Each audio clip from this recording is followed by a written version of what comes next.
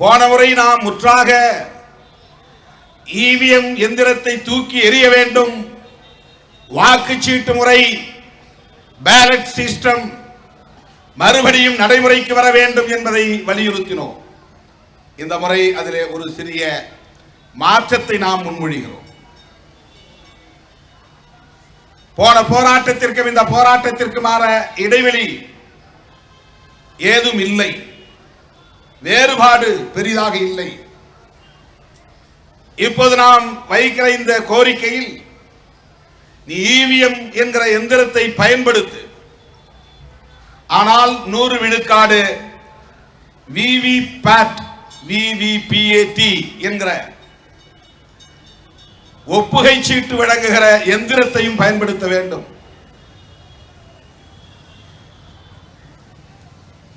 அது ஏற்கனவே நடைமுறையில் இருக்கிறது, அங்கொன்றும் இங்கொன்றுமாக தேவையின் அடிப்படையில். ஆனால் அது எண்ணப்படுவதில்லை. இப்போது நாம் இந்த கோரிக்கையை ஏன் முன்மொழிகிறோம் என்றால், நாம் இந்தியா கூட்டணியின் ஒரு அங்கம். 28 கட்சிகள் இடம் கண்டுள்ள அங்கம் வகிக்கிற அந்த மாபெரும் மெகா கூட்டணியில் விடுதலை சிறுத்தைகளும் ஒரு அங்கம். அந்த இந்தியா கூட்டணி கட்சிகள் பங்கேற்ற கலந்தாய்வு கூட்டத்தில்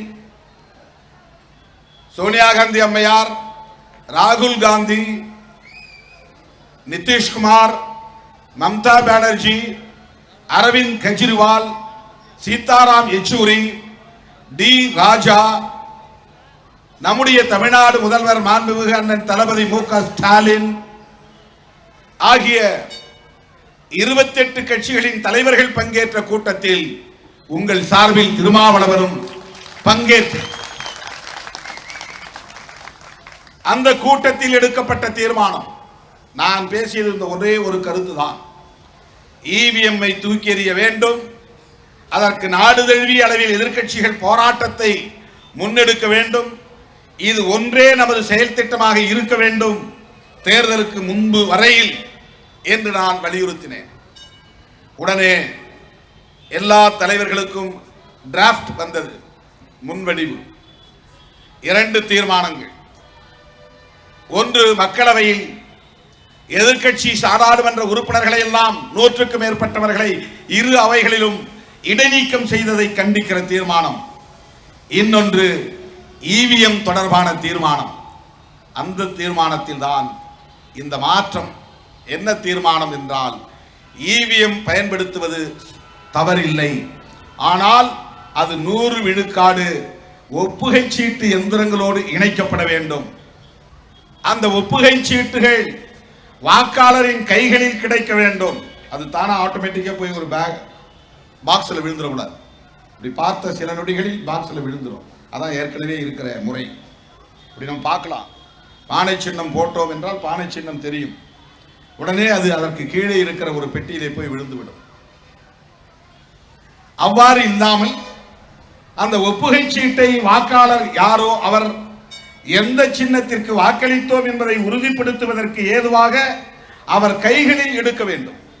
ஹோட்டலில் பில் கொடுக்கும்போது ஷீட்டு கையில் எடுக்கிறோமா? பில் கொடுக்கும்போது அது எலக்ட்ரானிக் மிஷின் தான். அடிக்கிறான், தோசை, இட்லி, வடை, பொங்கல் எல்லாம் எழுதி அடிச்சுட்டு, நான் வெஜிடேரியன்கிறதால அதான் பட்டியல் இருக்கு. நான் வெஜிடேரியனாக இருந்தால் என்ன மறந்துருக்கும், சிக்கன் ஃப்ரை, ரோஸ்ட் வரும். இந்த பில்லில் நம்ம பார்த்த உடனே அவன் எடுத்து கொடுப்பான். அவன் சொன்னதை உடனே நம்ம கொடுத்துறதில்ல. இவ்வளோ பில்லுனாலும் சில பேர் கொடுப்பாங்க. உடனே நம்ம வாங்கி அதை வெரிஃபை பண்ணுறோம்.